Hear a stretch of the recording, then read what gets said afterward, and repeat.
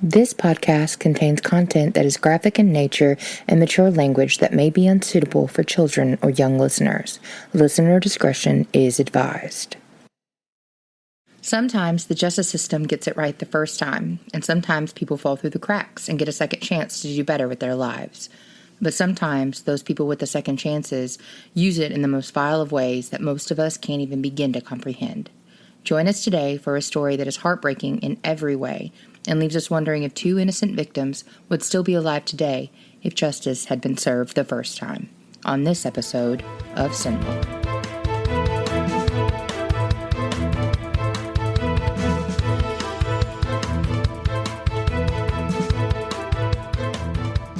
Hello and welcome back to Sinlaw. I'm Kelly. And I'm Kyler.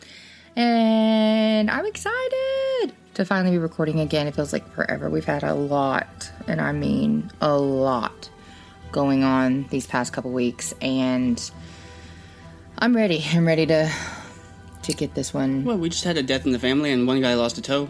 Yeah, that's not a lot. Yeah, losing digits and losing people, it's hard. But we're here, and we're gonna do the best of what we got. We finally made some time to be able to get this one recorded because... So, everybody strap in. This one is really wild. And it's not too far back, actually. This one actually happened in June of 2019, so let's go ahead and get started. Our story today takes place in Clayton, Louisiana, which is located in Concordia Parish. And as of the 2020 census, it had a population of 584 people, which is not quite double my graduating class. Yeah, but you didn't graduate out of this school here, which has a graduating class of, 60? Yeah, I think the entire school in this town has less people than is in that town still, but that's the entire school from K through 12th grade. Anyway, little bitty. We're talking about little bitty. The events that we're going to talk about took place the late night, so I think it was 11 o'clock on June 29th into the morning of June 30th in 2019. And most of the cases that we cover, what actually happened that night is going to be kind of muddled because most of the time, only the people who were there that are still living is usually the person who did the murdering. And they're not always the most honest. The people that, I done did what I said I was going to do. I done did what I said I was going to do. So there were 3 people involved, and we only have one of their stories because the other 2 lost their lives that night. This is the best way to keep a secret. It's, that's what the quote says, right? 3 can keep a secret if 2 are dead? Yeah. All right, so I'm going to present this to you, and we'll see what your opinion is, and Kyler will see what your opinion is after we get all the information I have. And I have shared way more information about this one than I think I have with any other case, just because I was so confused. My brain just didn't get it. That the story that the prosecution presented with the physical evidence, I went to all of the people that I know that know anything about anything and was asking them questions do you think this was possible? And we'll get there. Joke's on you. I wasn't paying attention. So I'm going to give you guys all the information that I have, and you can judge the veracity for yourself. So take a deep breath. Let's get into it. So I figured the best place to start is where the investigation began that night. So the first person I'm going to introduce you to is Demarcus McCoy. The best place to start is generally the beginning. That's what because of the way this works, because of the way this unfolds. I'm going to tell it as the investigation found it. So as the information was given to the officers. Okay, so Demarcus McCoy, he was the eldest son and brother to the 2 victims. He pulled up to his mother and stepfather's trailer around midnight 30, which would technically have then been June 30th.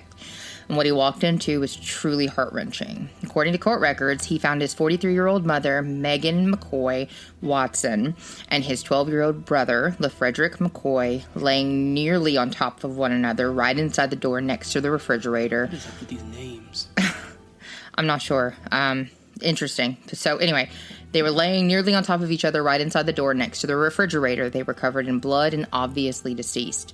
He immediately backed out of the trailer and called the police. The Concordia Parish Sheriff's Office got a call at midnight 33, and the first deputy arrived a mere 3 minutes later at midnight 36. The second one followed shortly, about 4 minutes later at midnight 40. So, before we get too much further into this crime scene, let's stay chronological here. So, 2 officers had arrived on the scene by 12:30, midnight 40, and at 12:48, Adams County, which is across the bridge from Vidalia in Natchez, their sheriff, Travis Patton, received a phone call from an attorney requesting a meeting at the sheriff's office, which he agreed to because he had just come back. I believe he went to Baton Rouge or something, so he was driving in and he was already up in his vehicle, so he agreed to it. And at 12:55, closed-circuit video at Adams County Sheriff's Office showed 54-year-old Marvin Watson walking in and subsequently turning himself in. So, before the Concordia Parish Sheriff's Office ever even has a full idea of what's going on, the murderer has turned himself in. Color me mind blown. I don't think that's how that... I think it's how it's going to work this time. Because how many times have you ever heard of that actually being a thing? Before they barely know that they have 2 dead bodies on their hands, and the killer has already turned himself in to another sheriff's office. It'll make more sense later why. Okay. Why go to a different sheriff's office? We're going to get there, baby. So, it's definitely not the end of the story for sure, because yes, he turned himself in, but that's not even... We're barely getting our feet wet at this point. So... But it just rained. Marvin Watson is the killer. He immediately goes to the attorney in Natchez, Mississippi, right after the incident. He tells her the situation, and she arranges for his surrender. But who is he? What's going on? What happened to make this husband shoot his wife and stepson? Here's what we know. So, Marvin Watson is married to MegHan McCoy, who is now MegHan McCoy Watson, who is also now dead on the floor of their trailer with 1 bullet wound, next to her 12-year-old son, Marvin's stepson, who is dead with 3 separate bullet wounds. Now, one would wonder, why would he immediately go to an attorney and not attempt to get help or call the police, call 911, see if they could be saved? Remember, this happened in Clayton, Louisiana. So, he had to leave the house, drive at least 20 minutes or more to get over to Natchez, and never sought help, never called the cops, never called 911 to let anybody know that they were there and shot and wounded. And there's a reason, although it's not a good one, but he has been through this before. Plus, he had to have time to clean everything up and make it look right. Right. So, Marvin Watson was also charged and put on trial for first-degree murder committed in 2014. So 5 years prior to this incident, he had already been convicted and put on trial for first-degree murder. However, for that case, he used self-defense, and at trial, his lawyers argued well enough that it hung the jury 10-2. 10 for second-degree murder and 2 self-defense votes. So they all thought he was guilty, but they couldn't decide on... Wasn't he on trial for first degree? He was, but usually they'll give you the option, especially if your defense is... I'm pleading self-defense, so they can say you can find him guilty of first degree, you can find him guilty of second degree, or you can find him guilty of manslaughter or self-defense. Guilty of like manslaughter would be like a self-defense. So that's why they charge you with the highest. So they have all the drop-down options. Pretty much, and the prosecution can actually say we're not going to take anything except first-degree murder. Or they can say, we'll take first, second, manslaughter, whatever, and, and go from there. Because, I didn't know that. Yeah, but I believe it's the prosecution's decision whether they're going to allow the jury to pick which ones and give them all the options. But that is a gamble in some cases because we're getting a little off topic. But if you say you can only find him guilty of first-degree murder or not guilty, then you have a higher likelihood of somebody being like, oh, I don't think it was premeditated. That one person is a mistrial. Right. Or all of them have to say, well, then he's not guilty because none of us believe that it was first-degree murder.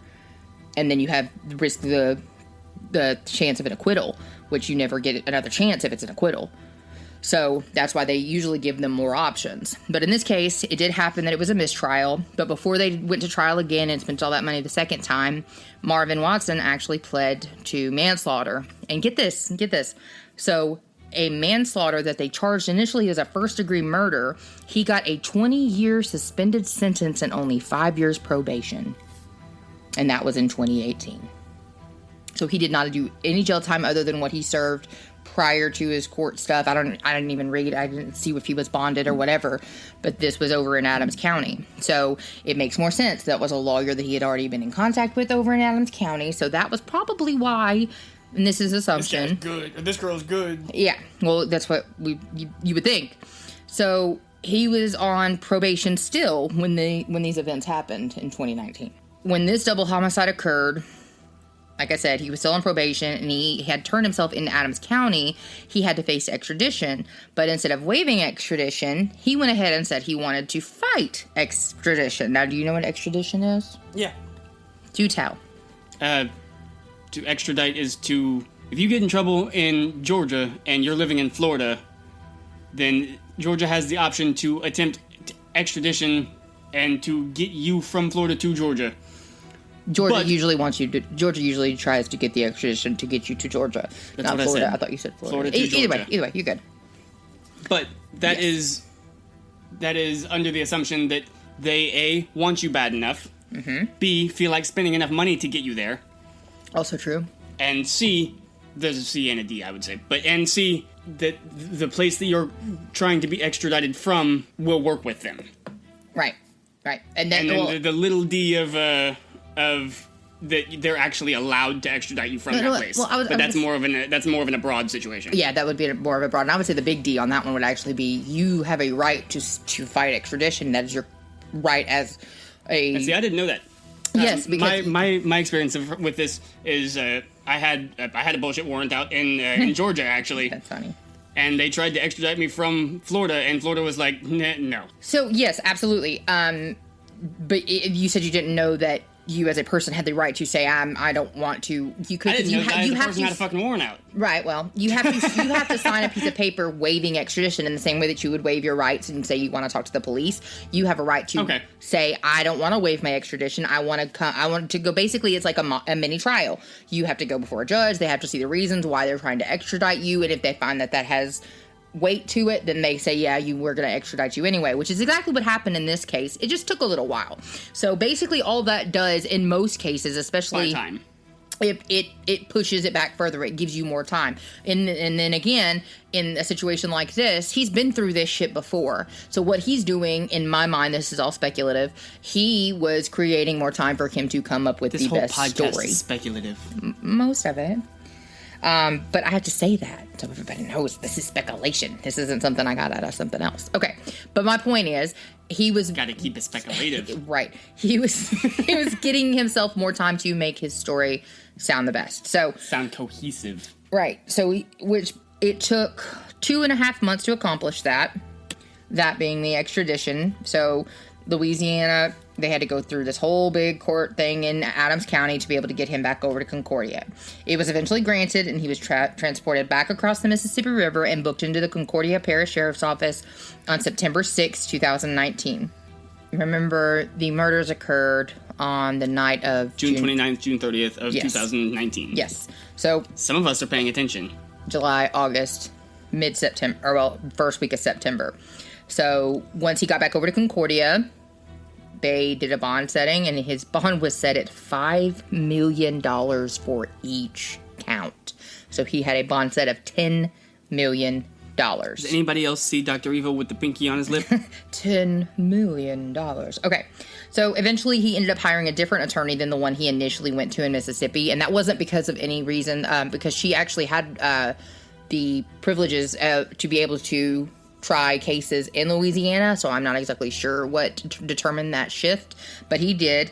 And then paradigm shift. His new attorney proceeded to file multitudinous motions postponing the trial date. God, I love that word. I use it every opportunity I get. So he filed all those motions, postponed the trial date all the way until April of 2021. So 2 years. He was motioning them to back up. Right, exactly. So after jury selection, the trial officially began on April 15th with the district attorney Brad Burgett and assistant DA Joey Booth for the prosecution, and the father-daughter defense team of Philip and Alexandra Letard.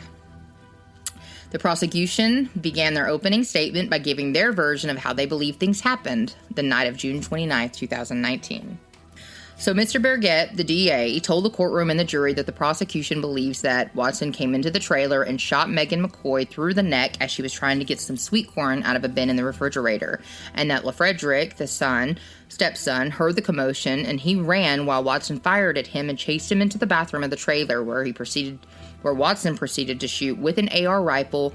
He had shoved it into the door, broke the door, shoved it through the door, and then shot through the door and hit the 12-year-old LeFredrick at least 2 more times after having grazed his face with 1 shot during the pursuit. AR rifle is redundant.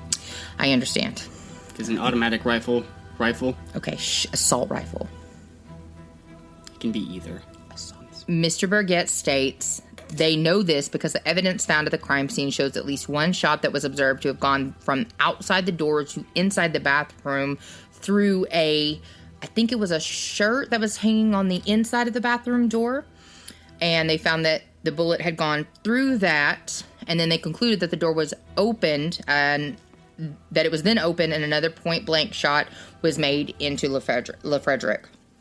In a particularly heart-wrenching section from the opening statement, Mr. Berget states, quote, Watson's firing at him and clips him on the cheek and opens it up. He takes a couple to the arms. He's a tough kid. Runs and hides in his mama's bathroom. He executes him, a 12-year-old, unquote. Berget states that a total of 6 shots occurred during the commission of this crime and that all came from an AR-15 rifle. No other casings were found. It was an AR-15? Mm-hmm.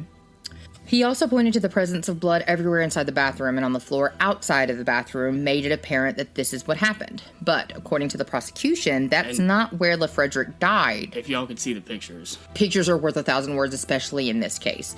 Because up until I saw the pictures of the crime scene, this was a questionable scenario for my brain anyway. But once I saw the crime scene, let me just finish telling you what the prosecution believed happened. The pictures made up my mind. Right. Well, according to the prosecution, that's not where LeFredrick died because remember... And broke my heart. Right.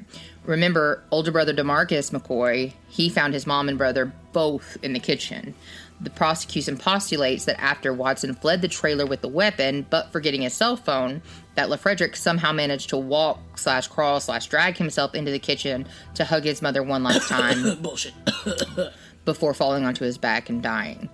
Now, Mr. Berget also states that they have all the forensic evidence and expert testimony to back up these theories, although he admits he doesn't have a reason why, that he won't be able to tell the jurors why this happened, just that it didn't and shouldn't have, and with that, he turns it over to Mr. Philip Letard for his opening statement for the defense. Now, Mr. Letard did a great job trying to get the jurors to keep focused on actual evidence and not emotion. And my favorite freaking part of his opening statement was, here's what I want you to remember. Allegations aren't alligators. And I can't tell you how many people I told that quote to. And honestly, I just think it sounds great because I love alliteration, because I just love it. But basically he's saying that the prosecution is going to tell you that his allegations are backed up and proven beyond a reasonable doubt. But to remember that his client is innocent until proven guilty beyond any reasonable doubt, and not to jump to conclusions because their job is to listen and assess the facts, not to make leaps and assumptions based on emotions and whatever feelings are invoked due to the victims and the story they're being given. And the gruesome photos and evidence that they see during the trial, because that's one thing that can't be helped in a court case. You're going to see gruesome things, especially when it comes to a murder as heinous as this one. So it would be safe to say you love a little alliteration? Okay, that's enough. So, after the opening statements, the prosecution began calling its witnesses, starting with the firearms expert. Hey, we know him, Mike Stelly. We know about him from the Connor Wood episode, the very first episode we did on our podcast. What? Yeah, the firearms expert, because I like his name, Mike Stelly. And I believe that... Do we have the same lady? No, it's a different, yeah. But it's funny the way that this happened ended up being Mike Stelly, because initially Brad Berget sent it to Baton Rouge to get the firearms analyzed, to get the ballistics and everything, and they were taking too long. So he drove down to Baton Rouge himself, got the evidence, and then took it over to Illick, to Mike Stelly, because he was getting impatient. So I just thought that was kind of hilarious. All right, screw y'all. Yeah, and Mike Stelly relayed to the jury that the 6 fired cartridges found at the crime scene were forensically matched to the weapon recovered by the officers of Adams County from the vehicle of the attorney, which was the same vehicle that brought Watson and the guns to the sheriff's office. So when Watson drove to the attorney's office... So the attorney did it. No, but when Watson drove his car across the bridge to Natchez into the attorney's office, he had the AR with him, as well as another pistol that was from the house. And mind you, Watson is a convicted felon on probation. Was that the pistol that LeFredrick was said to have... Yep, we're getting there.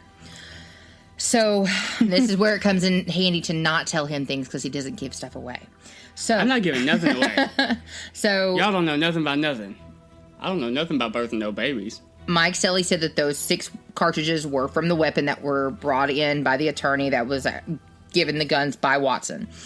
And he also states that the bullets found in LeFredrick's body were similar but not exact, and that they had been too badly damaged to be used for exact identification. But all of this just to say what everyone is already admitting. It's not really part of the defense's argument that Watson didn't shoot them, nor did they argue that he didn't shoot them with that gun. What they did argue, we'll get to in just a second. It's important to note, though, that the only casings found at the scene were that of the assault rifle, and no other ammunition was present. So, next, the forensic pathologist, Chris Tape, was brought up to testify about the autopsies performed on both the victims, starting with MegHan, who died of one gunshot wound that went through her neck and exited the upper left side of her back. It fractured 2 of her vertebrae, but did not sever her spinal cord, penetrated her lungs, and caused massive internal bleeding, and the presence of stippling was also noted. Now, for LeFredrick, Tape testified that he had 3 different gunshot wounds, one to the chest, one in the arm, and one in his head that was more of a graze-type wound. But the one that actually took his life was the gunshot wound that entered his upper right chest, perforated his heart, liver, diaphragm, and spleen before exiting his thigh, then re-entering his left leg.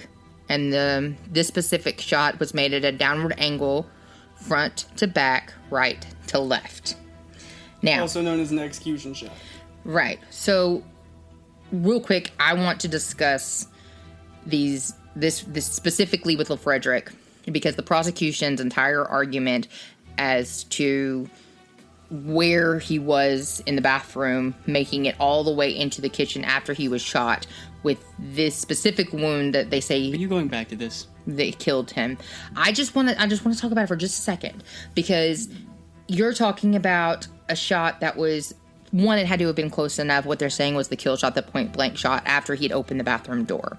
This had to have gone into his upper chest, went through almost every single one of his vital organs. Heart, liver, diaphragm, spleen. Okay, so maybe it didn't go through all the vital, but it definitely went through his heart.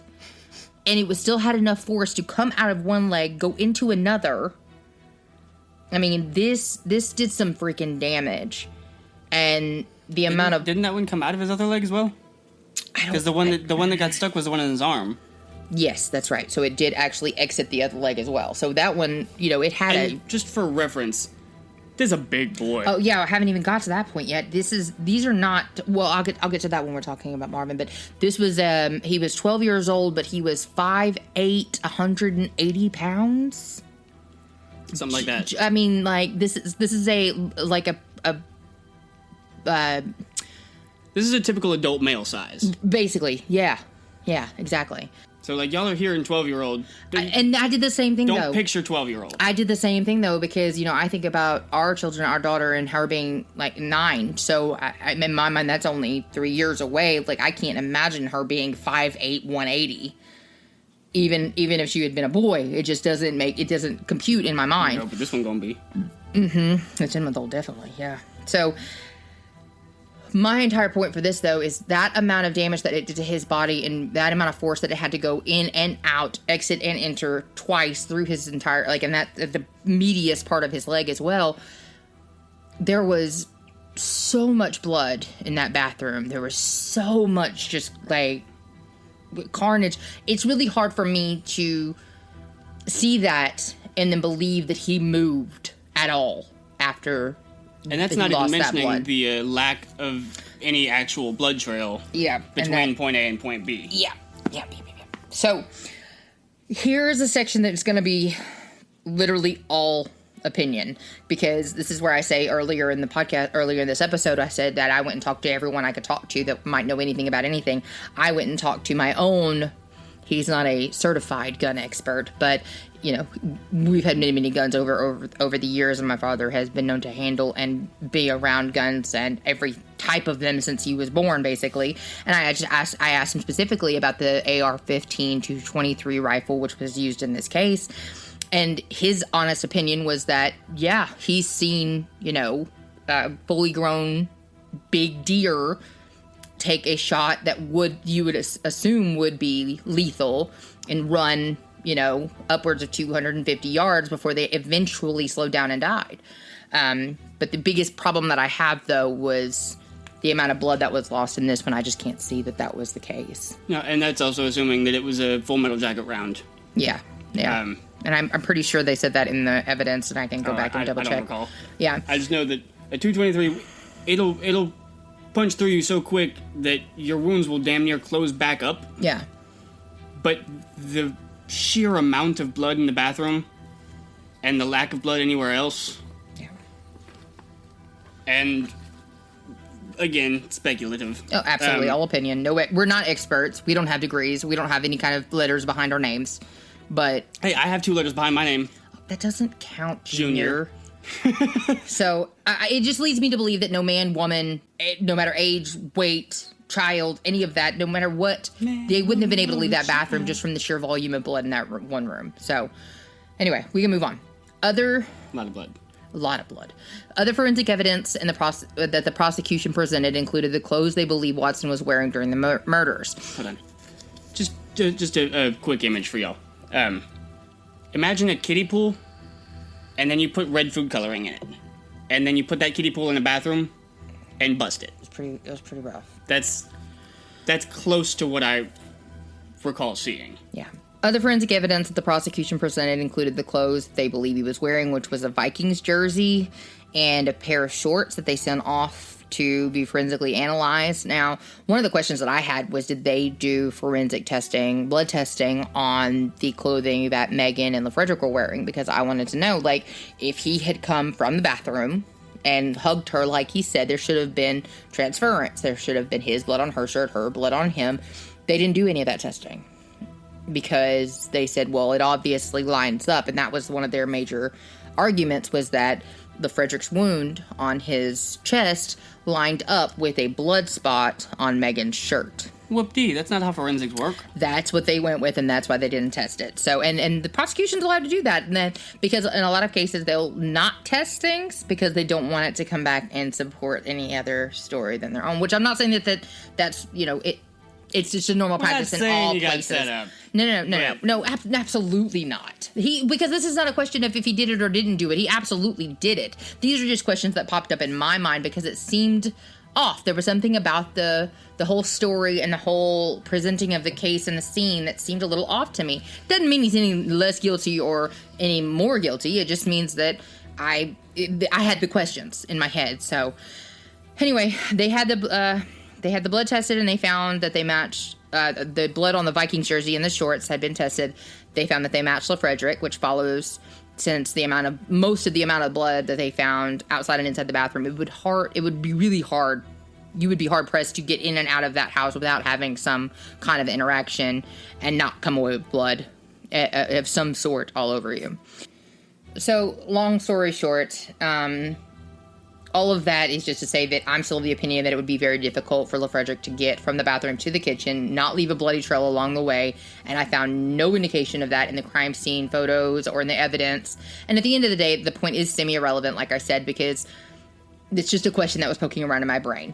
Similarly, after reviewing the crime scene photos, lots of questions arise, but when it all comes down to the wire, it doesn't really matter all that much because Watson admitted he shot them both. And so the question of who was where and how they got there pretty well becomes moot unless you're the defense attorney. And then it becomes a question of, well, we're pleading self-defense, and if the scene was tampered with, maybe, I I don't know that was ever presented in that way during the trial, so that's just speculative again on my part. So do with it what you will. But just the angling of the shots seems to not really support a self-defense claim. Yeah, I absolutely agree with that. Or the shooting through a door. Right. And when he's not the one on the inside. Right. Like, if you're standing outside of a door shooting in, like, you have every opportunity if somebody's already crawled, or if somebody's already ran into a bathroom and shut themselves in there, even if they have a gun, you can leave. Getting themselves in a bathroom and they're shutting the door. Just freaking leave out the door. You had to pass by the door to go get him to get into the bathroom, to get to the bathroom door. Yeah, that's my point. Yeah. If you're on the outside shooting in. Right. You're so dumb. Okay. So we're moving along swiftly. The prosecution rested after presenting the casings found at the scene, the blood evidence, experts, and the bullets in the bodies, and then they turned it over to the defense. And after a lot of back and forth discussion of will he or won't he between the attorneys and the client, the defendant Marvin Watson was actually called as the first and only defense witness. Now, from what I understand, he had, up until that day, decided he was not going to get on the stand and testify. But after speaking with some of his family, he went ahead and took the stand. So, as I think that I've said before, dumb. Especially in a case where you've already pretty well admitted, you've already shot them. This is not the first time you've done this. However, I don't know that they were able to say that he had already been convicted. I believe they could. After reading... So they couldn't say, and this is the second time that he's been well, I know arrested. We said it in the papers. This is the second time this man has been arrested for the same self-defense. Yeah. Murder type manslaughter, whatever. We're gonna ask the jury to strike that from their memories, right? No, I can remember. I know for a fact he said it to the papers. Me. Yeah, I know he said it to the papers, but I don't think he was allowed to say it in the courtroom. So, because you're only supposed to be convicted for the crime that you're being presented for, you're not allowed to be convicted based on your past crime, right? Which is absolutely true and relevant, and I can appreciate that in most cases. So. Now, after reading the entire testimony of Marvin Watson while he was on the stand, I don't have a lot of quotes I can give you because, as Kyler well knows, I tried reading some of it to him, and he literally stopped me after about 2 or 3 sentences because it was just too hard to follow. He was like, oh, nope, you're good. Stop right there. Nope. It's not that it was too hard to follow. It hurt my brain to listen to it. That's what I mean. Like, That's the difference.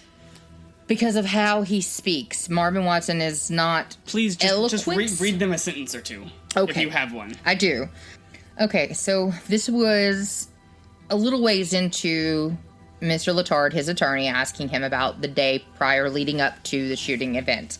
And so his attorney asks, okay, so you got home and you were sitting he answers, sitting on the couch. And question, was that in the master bedroom? Answer, yes, in the master bedroom. Question, do you know where she was? His answer, yeah, she was sitting there on the chair. And then when I told her I wanted to talk to her about something, she said, what's up? And I say, I just told her I was tired. I said, I'm tired of all this stuff you're doing. And she said, what you mean? And I said, Megan, I said, you don't do nothing but lie. I say, I'm just tired of all the lies, consistent lie. I say, and you possibly cheating. But I say, but all the stealing from every job you go on. I say, I just done had enough of it. I say, your friends, I'm done. I'm not going to keep going. So that's why. And that wasn't even a bad one. It's a lot. There's a lot.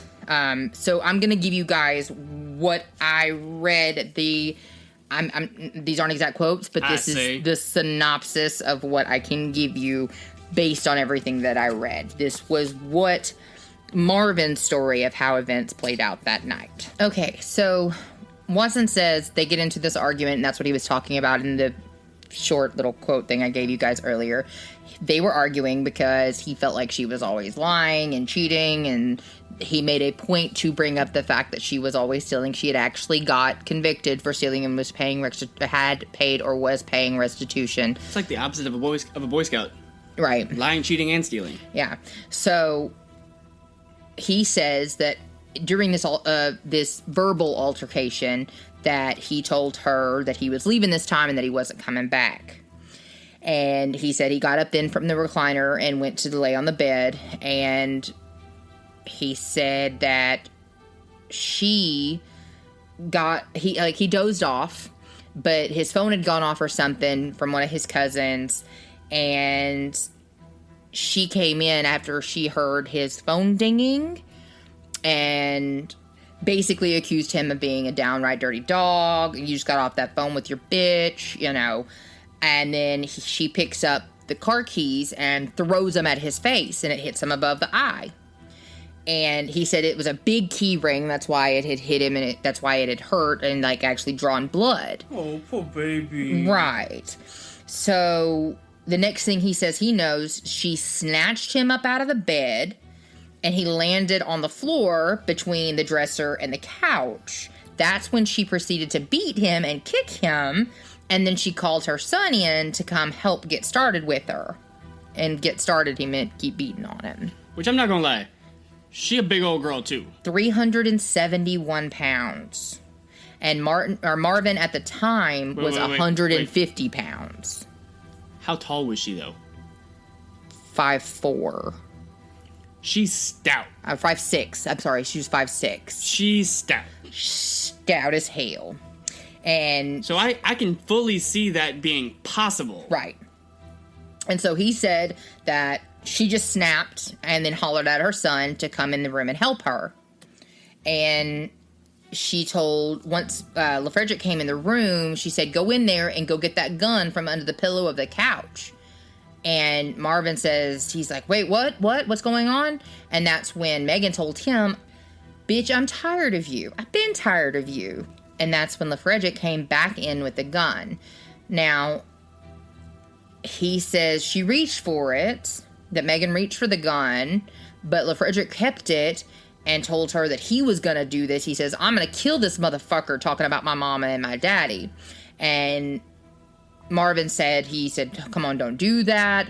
But that LeFredrick took the gun, put it to his head, pulled the trigger, but the gun didn't go off. That's when Marvin apparently got his Superman strength, fought both of them off, jumped up, grabbed the muzzle of the gun, and struggled over it. And that was the .223.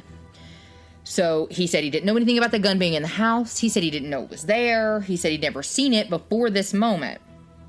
So when they got into the struggle, he said he twisted the gun around, and then he turned, pushed back, and then somehow the hammer came up. He had control of it. He was trying to fight him back. He stumbled, fell, and that's when the gun went off. And that's the shot that went into MegHan's neck, toward her back of her neck, and went down across. Well, I say that. It was like clavicle area, and then went from the front to back, left to right, slightly downward. So it was a pretty well. And it had stippling, so it had to have been close for him to have accidentally. It transversed her entire, not traversed, transversed, because it went from one side to the other. Yes. Her entire shoulder clavicle area going in her front clavicle neck, and coming out just behind her shoulder. Yeah, just behind and above her left shoulder. Although, I'm sorry, I did miss the part where he said he pulled the trigger once and it didn't go off. So it misfired twice. And then the next time when he was stumbling... Sounds like somebody needs to clean that gun more often. And he said he stumbled over the kitchen floor and the higher living room floor. So he was saying there was a deviation in the floor that was high enough for him to stumble. And that was when he accidentally pulled the trigger, I guess. And that's the shot that killed MegHan. I don't know about the accident part, but I didn't know that. I didn't see that in the tends pictures, to follow though. With the... but that would follow with the angling of the shot. Maybe. But regardless, I also did not see any dip or any ledge or any I step up might or be whatever. absolutely wrong all the way around. So I was wrong. He stumbled. He said the first shot went up to the corner of the kitchen cabinet. The second one must have hit LeFredrick in the face. He remembers seeing him spin. And then he went straight and hit over the bedroom door. The third one caught her. So it was one shot. So pulled the trigger. It didn't work. Second shot that he actually pulled the trigger. It went to the kitchen cabinet. Third would have hit LeFredrick in the face. Fourth hit MegHan. Somehow he's stumbling during all of this. So... Got me tripping. Oh, stumbling. Oh, slipping. When the third one hit her, he said he turned around and was trying to turn around, and that LeFredrick was cursing and MegHan was on the floor and she was dead in an instant. At some point during this, he claims that LeFredrick, there was another pistol laying on the table in the kitchen that LeFredrick had picked up, and LeFredrick hit Watson over the head with the butt of the gun. Which I also doubt. I absolutely doubt. There was no evidence of that in any of the pictures that they took when he was booked. And anyone that's seen... Oh, the wound on his face? No. Oh, okay. Anyone that's seen a wound from a pistol whip can... Or not even that. Anyone that's felt the heft of a loaded pistol can tell you that a wound from being hit upside the head with that is going to be noticeable. Yeah. So his story continues that once LeFredrick hit him over the head, he shot again, and he thinks that's the one that went into his leg. He says that... The one that went into his leg, the one that went through his entire self? That's why none of his testimony makes any sense. So, because he thinks he knows what happened. He's been trying to pay attention during the trial, but he didn't do a very good job. So, he says he thinks he hit him in the leg. He bent down to grab for the pistol, and he said that MegHan tried to grab for the pistol off the table, but he had already shot her before she got a chance. And he said he wasn't trying to kill anybody. He had no intent to do that. He was just trying to get out of the house. He was just fleeing. He was scared. He was fearing for his life. His lawyer asked him where the .22 came from, and he said that she told him to make it. She made him go grab it off the table. And the pistol, the .22? Yes. Okay.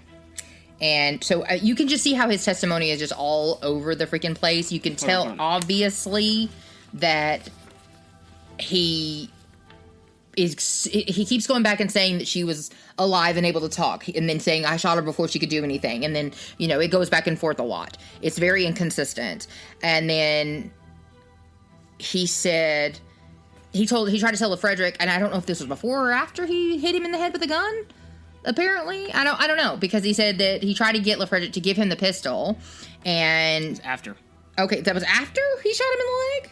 Apparently, so. He was going to try to stop him. Let me read this, because it's just fun. Okay, go ahead. When I stumbled, the gun went off accidentally. The first shot went up into the top corner of the kitchen cabinet. The second one must have hit his face then, because I can remember seeing him spin around, and then he went straight and hit over my bedroom door. And the third one caught her when I turned around, like when I ended up like that. So I tried turning around. He was cursing and she was on the floor. She was dead instant. Note that. He hit me upside the head with the grip of the gun. I turned around and I shot at him twice. I think I hit him in the leg. When he bent down to grab the pistol, as soon as she grabbed the pistol off the table, I had already shot her before she even got a chance to do anything. Hang on, stop real quick. Note that. I was about to say, he already said he hit me upside the head with the gun, and then a sentence later he says he bent down to grab the pistol. So keep going, sorry. Like I say, I wasn't even trying to. No intent at all. I was just trying to get away out the house. I was just fleeing. I was scared. I was fearing for my life. The question, where did the .22 come from? Answer, she grabbed it off the table and made him grab that. So he proceeded to go back to the back. And I told him, I said, Bank, I said, give me the gun. I was trying to stop him so I could get him some help. Real quick, Bank is the nickname that Marvin called LeFredrick.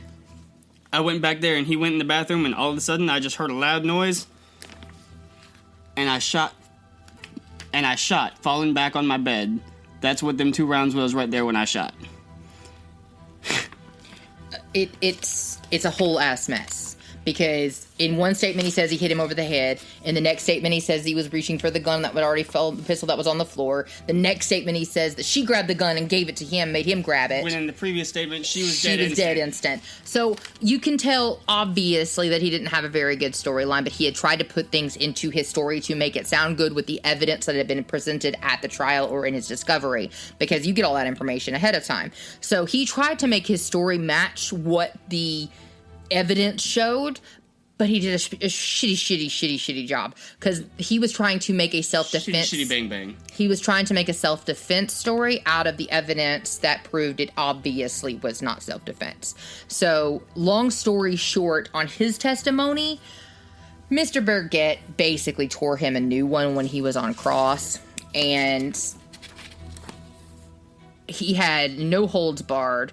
And it led to many, many objections by Mr. Letard. And not just for Mr. Burgett's words and questions on cross, but also because the audience present was acting like they were reacting on a daytime TV judge show instead of an actual court of law. They were, and that's right, he guilty, from the back of the courtroom, which is not allowable conduct in front of a jury. That they literally in the court record of the transcript, the judge had to tell people in the audience, you have to refrain from speaking, because they were like right next to the jury box behind the prosecution table. That's right, he guilty, and they actually put in the transcript from audience, and it was bad. So basically that's great. It came down to Watson wanting to try to present a story of what happened that night for what he claimed was the benefit of the family of the McCoys, and Mr. Burgett doing everything in his power to disallow any other narrative other than what the evidence showed. The benefit of the family, because he wanted was to kill the family of the McCoys? He wanted to tell them the story that he thought, that he believed happened. Like, he wanted to say, I didn't kill them on purpose. Like, I didn't gun them down, because he wanted them to know that he loved them. He wanted them to know he loved Bank and MegHan, that he didn't do it on purpose. He wanted the family to know that. Oh. That's what he wanted. Okay. And it had nothing to do with getting off. No, nothing at all. He wanted to make sure that everybody knew that MegHan was a philandering, stealing thief from all of her jobs. She was a liar and a cheater, and he wanted everybody to know that Bank had pulled a gun on him and tried to shoot him in the head, and that she had snatched him up out of them, and they were both beaten. Like, he wanted the family to know that. It was important for the family to know that. So I didn't do no bit of nothing wrong. Things got pretty heated between Burgett and love to say that was a direct quote. Watson. But it's not. When Watson finally left the stand... Wait, what about Sherlock? Moving on. I'm sorry if you guys can hear our Doberman barking in the backyard. He's upset because nobody's at the other house right now. Apologies. We love our puppers and our kitties. Apollo, jeez. So, when Watson finally left the stand, it hadn't gone well for his defense, as most defendants' testimonies usually don't do them any actual favors. So it didn't look good for Watson as the jury went out, and seeing as they were only out for less than 10 minutes, apparently they agreed with me, and they came back with the verdict of guilty on 2 counts of first-degree murder.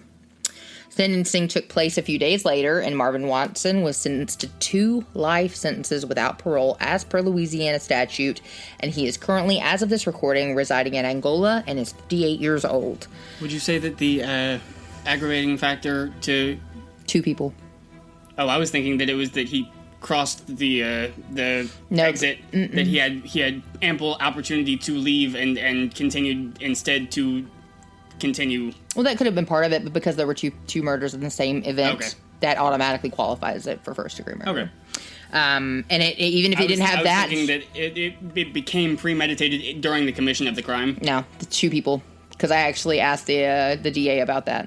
I asked them why it was first degree, and this one, because I thought it might have been because he was on probation for manslaughter at the time, which is an aggravating factor. Yeah. He said no, all it has to do is be 2 people. I didn't know that. Yeah, more than one. And when we went back and read the aggravating factors, though, it does say more than one person, more than one, but it has to be in a singular event. Like, it's not like when it's oh, that's right. We talked about that. Yeah.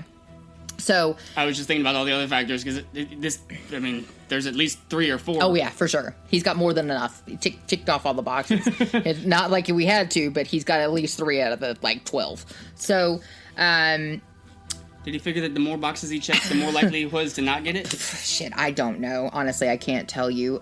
He does have an appeal currently being reviewed by the Third Circuit Court of Appeals, and as recently as March 23rd of this year, they had requested further state's exhibits, so they are absolutely giving it a thorough review, as they should, and I won't know until they're finished and make their decision what his arguments for his appeal were, so I can't give y'all a lot of information on that as of right now, but we will do an update Probably one episode. Of them bullshit ones like, it took more than 1 day for...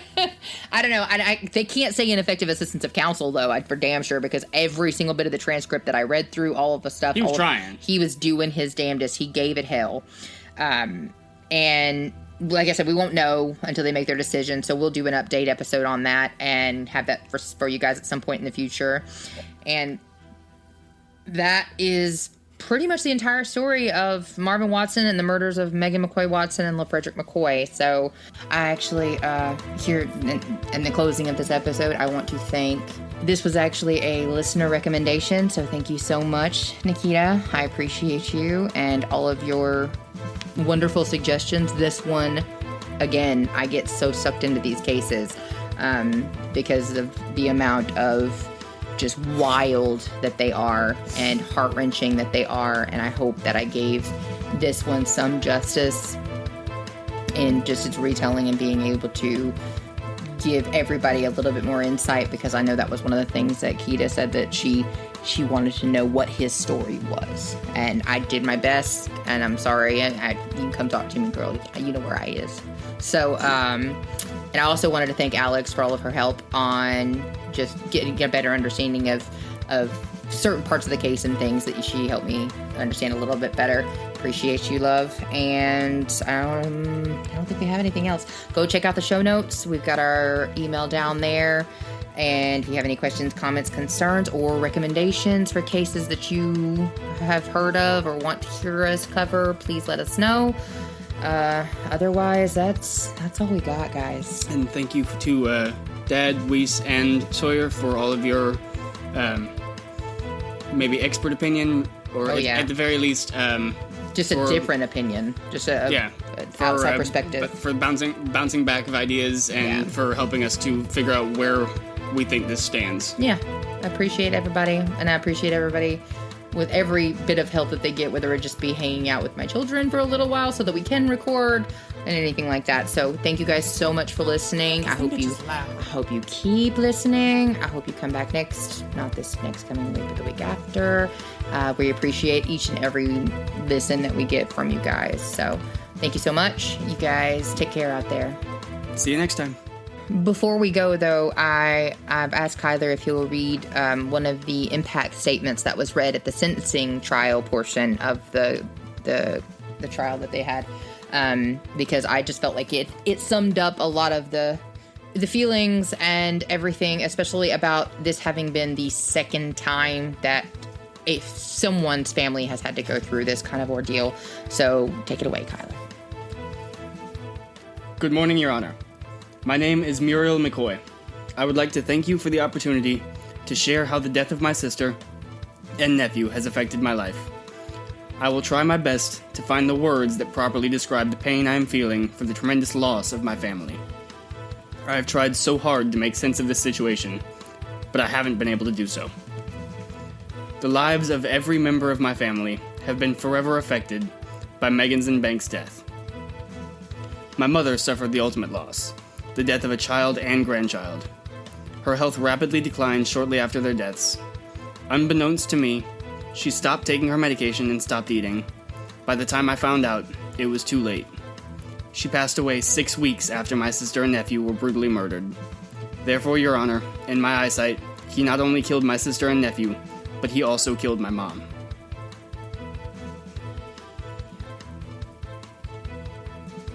Sorry. My sister... My sister was talented in so many ways. She touched the hearts of people with her love and generosity. She was taken away from so many people who loved and respected her. She is terribly missed by her children, who were left shocked and despondent at the sudden loss of their mother and brother. As a direct result of my sister and nephew's death, I have had to seek professional help. I have been in a depression so deep that it seemed like there was no way out. Their deaths are the first thought I have when I wake up, and the last thought I have when I go to bed. My doctor had to prescribe medication for my blood pressure and depression, which I still take daily. The future seems so painful, knowing that I will never see their faces on this earth again. Personally, I still have not been able to fathom that my sister is gone, that there is no Megan at the other end of the number stored in my phone. I've lost my only sister. God damn. You okay? I can finish if you want. I have lost my only sister, who was one of the few people who loved me most. Your Honor, today is the first time I've been in this courtroom since this trial started. I chose not to come because I know the coward who killed my family would not tell the truth and accept responsibility for what he had done. I knew the defense would lie and twist the truth. I thank the Lord for letting the jury see past the lies told by Marvin Watson and his attorney. I am grateful that the jury was able to see the truth. I know nothing will bring my family back, and that hurts my heart more than words could possibly express. Justice for MegHan and Bank is what I am seeking. They cannot speak for themselves, and that is why I am here. I want Marvin Watson to serve the maximum number of years in prison that the law allows, with no chance of early release. MegHan and Bank's death will have lifelong impact on my family. The days since June 30th, 2019 have been filled with waiting. Waiting to comprehend what happened, waiting for answers that I now know will never come. Instead, we have been subjected to vilification of my sister's character in an attempt to explain the night of June 30th, 2019. She was not the person portrayed in court. They even lied about her weight. MegHan was a sister, daughter, mother, and friend. Bank was a son, brother, nephew, and friend. It has been terribly distressing to hear of the devastating injuries they sustained. The thought of the pain they must have suffered and the unimaginable terror they surely felt in their final minutes will forever haunt me. I want to thank Mr. Bradley Burgett for his hard work and unwavering compassion and kindness throughout this horrific ordeal. I want to thank you for doing what the state of Mississippi should have done in 2015. If they had, my family would still be here. Sincerely, Muriel M. McCoy. And the amount of everything in that statement is a perfect summation for the end of this episode, so I don't really have much else to say on that. I think that sums it up. This has been an Elf Audio production.